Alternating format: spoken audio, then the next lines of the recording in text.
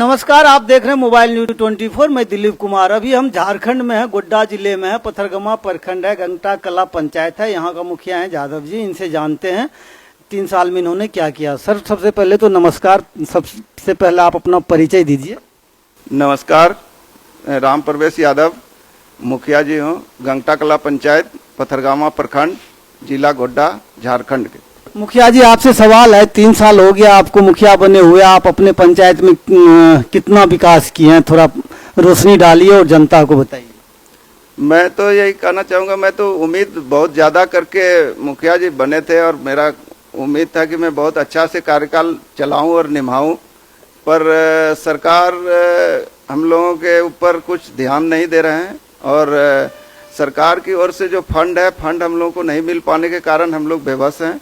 सरकार से मैं कहना चाहूँगा कि सरकार जो काम कर रही है उस पर मैं सहमत हूँ, पर एक बार नीचे स्तरीय जैसे हम लोग मुखिया जी हो गए और भी गांव हैं, उन पर भी नज़र डालने से ज़्यादा अच्छा रहेगा। हम लोग को सहयोग मिलेगा और हम लोग भी उनके साथ सहयोग करेंगे।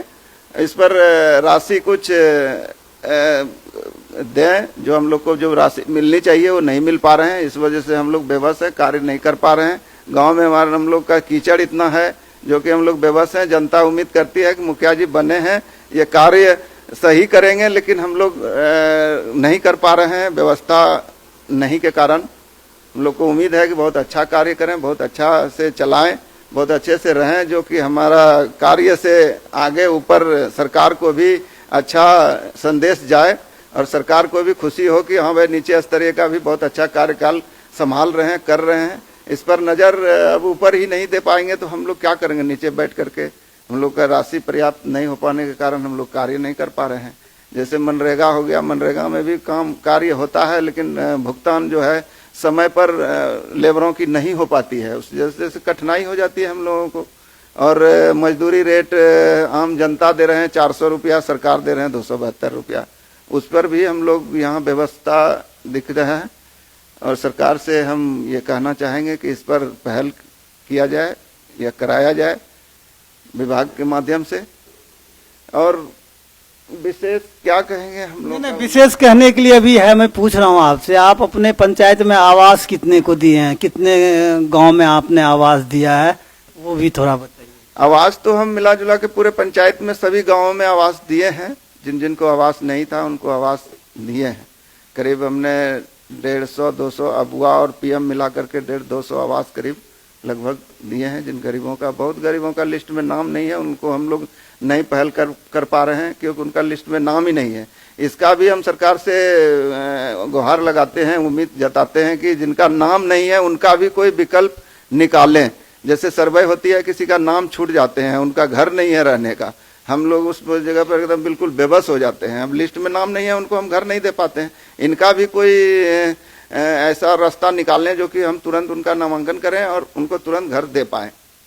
हम सरकार से यही उम्मीद। मुखिया जी, आपके यहाँ ओडीएफ मुक्त हो गया है पंचायत? लैट्रिन शौचालय आपके पंचायत मुक्त हो गया है?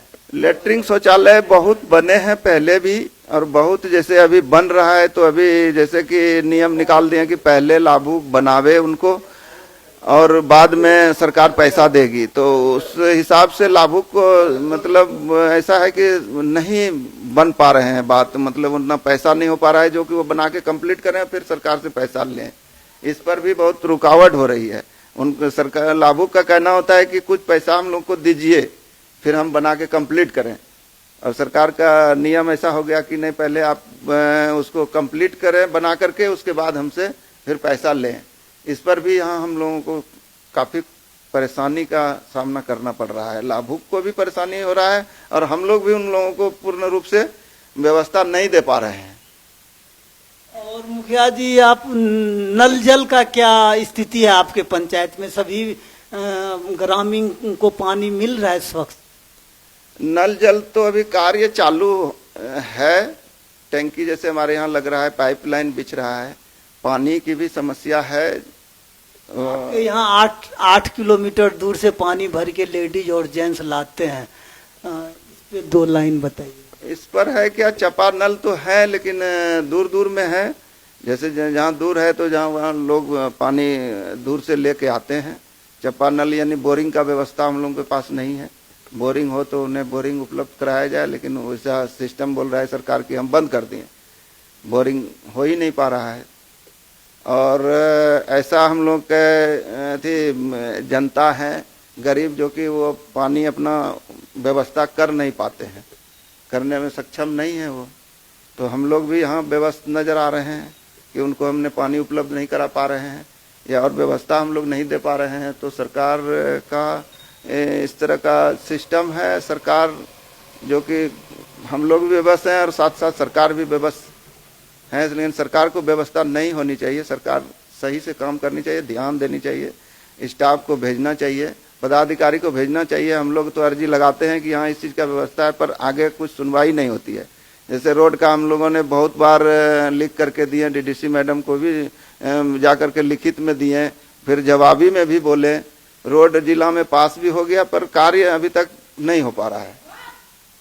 मुखिया जी, स्वच्छ भारत मिशन का जो रिक्शा मिला है आप लोगों को, सुचारू रूप से काम कर रहा है? आपका पंचायत स्वच्छ पे ज़्यादा ध्यान दे?